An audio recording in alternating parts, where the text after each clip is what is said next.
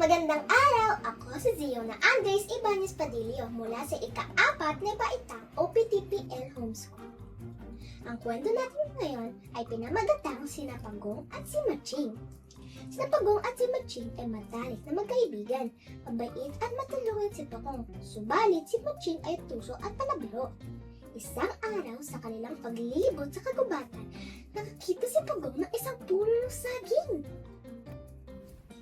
Matching! Tignan mo ang punong saging na ito. Maganda ang pagkakatubo. Gusto ko itong itanim sa aking bakuran para pag nagkabunga ay makakain natin ito. Masayang sabi ni Pagong. Gusto ko rin ang saging na yan, Pagong! Ibigay mo na lang sa akin!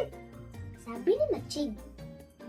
Pasensya ka na. Gusto ko rin kasi nito. Kung gusto mo, hatiin na lang natin. Tugon ni Pagong. Hatiin? O sige! Pero sa akin, ang itaas na bahagi. Unang parte na may tahon na. Nakangising sabi ni Matching. Oh, sa akin ay babang bahagi. Tanong ni Pagong. Oo! Wala na akong panahon para magpatubo ng tao ng saging. Kaya sa akin na lang ang itaas na parte. Sabi ni Matching. Umuwi na malungkot si Pagong, dala ang kalahating bahagi ng saging na may ugat. Samantalang si Matching ay masayang umuwi, dala ang madahang bahagi ng puno. Nilagaan ni Pagong ang kanyang halaman. Araw-araw, dinidiligan niya ito at nilalagyan ng pataba ang lupa. Ganoon din ang ginagawa ni Matching. Subalit, makalipas ng isang linggo, nalanta ang tanim ng saging ni Matching. Si Pagong naman ay natuwa nang makita ang umuusbong na dahon sa puno ng saging. Lalo nitong inalagaan ng tanim hanggang mamunga ito na hitik na hitik. Nainggit si Matching nang makita ang bunga ng saging sa halaman ni Pagong. Aba! Nagkabunga ng tanim mo! Paano nangyari yan? Ang aking tanim ay nalantad na tuyo! Sabi ni Matching. Nilagaan ko kasi na mabuti. Sabi ni Mang Isla Kalabaw, malaki ang pag-asang tutubo ng bahagi ng halaman na pinurol ko ito na may ugat. Paliwanag ni Pagong. Kaya pala nalanta ang aking tanim! Nanggigil na sambit ni Matching. Mukhang hinog na ang mga bunga nito! Halika! Kunin natin! Ayaw nito. Gusto ko sana. Kaya lang, masyadong mataas ang mga bunga. Hindi ko kaya agatin. Sabi ni Pagong. Kung gusto mo, ako na lang ang aakyat. Ibibigay ko sa'yo lahat ng mga bunga. Basta, bigyan mo lang ako ng konti para sa aking merienda. Sabi ni Matching. Pumayag si Pagong sa alok ni Matching. Subalit, makarating si Matching sa taas ng puno. Kinain niya lahat ng bunga ng puno. Wala itong itinira para kay Pagong. Akin na yan, may Pagong! Gutom na ako! Kunin tayo ito para sa akin! Tuwang-tuwa sabi ni Matching. Nanatili sa itaas ng puno si Matching, nakatulog sa sobrang kabusugan. Galit na galit si Pagong. Sa ginawa ni Matching, habang natutulog ito, naglagay siya ng mga tinik sa ilalim ng puno. Nang magising si Matching, nakita niya ang mga tinik, kaya humingi ito ng tulong kay Pagong. Pagong! Kailangan mo ako!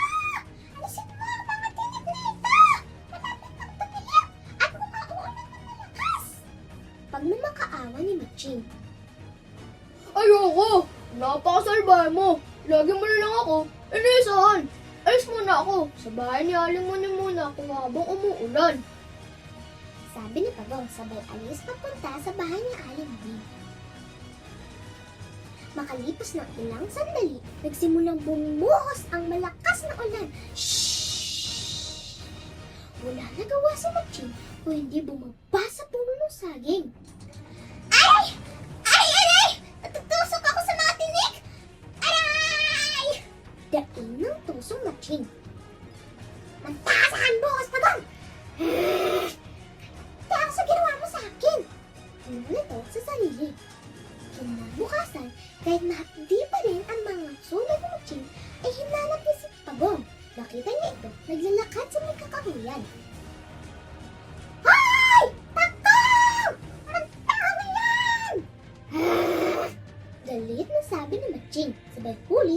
Pagong. Ano? Gagawin mo sa akin? Takot na tanong ni Pagong. Tatantarin kita ng pino-pino! Sabi ni Matching. Nag-isip ng paraan si Pagong para maisahan ang puso ni Matching. O sige, tantayin mo ako ng peno-peno. At pagkaputol-putulin mo sa gayon, ako ay dadami. At susugurin ka namin ng mga parte ng katawan kung pinutol mo. Ha ha ha ha ha! Sabi ni Pagong. Nag-isip ng malalim si Matching. Susunodin na lang kita hanggang malingaw ako na! Sabi ni Matching. Hindi ka ba nag-iisip, Matching? Hindi kami tinatabla ng apoy. Nakikita mo ba makapal at matibay kong bahay? Kahit ang pinakamatinding apoy, walang panama dito. Pagyayabang ni Pagong. Nag-isip na naman ng malalim si Matching hanggang naisipan niya pumunta sa dalampasigan. Tingnan natin kung saan ang tapang mo! Itatapon na lang kita sa dalampasigan hanggang malunod ka na! Ha ha ha ha ha! Sabi ni Matching. Lihim na tuwa si Pagong nang panggap ito ng takot sa dalampasigan. Naku, huwag mo ako itapos sa dalampasigan. Takot ako sa tubig at hindi ako marunong lumangoy. Parang awa mo na. Pag namakaawa ni Pagong. Tuwa si Matching sa pag-aakalang magagantihan niya na si Pagong. Todo lakas na itong initapon sa dalampasigan. Nagulat ito na makitang marunong lumangoy si Pagong. Ang bilis-bilis ng pagkakilos ni Pagong sa tubig. Kumabagal ito sa lupa at parang ang gaan-gaan lang niya sa tubig. Ha ha ha ha ha! Naisahan na din kita, Matching. Di mo ba alam? Gustong gusto ko lumangoy sa dalampasigan at magmabad sa tubig. Salamat, kaibigan! Natutuwang sabi ni Pagong. Malungkot tumawi si Matching. Naisip niya napakasakit pala may sana isang kaibigan. Naramdaman niya kung paano masaktan pag naloko ng isang kaibigan. Mula noon, nagbago si Matching. Hindi na sila muling nagkita ni Pagong. Aral, huwag gagawa ng ikakasama sa iyong kapwa. Sa halip ay gawin mo sa iba ang nais mo ring gawin sa iyo.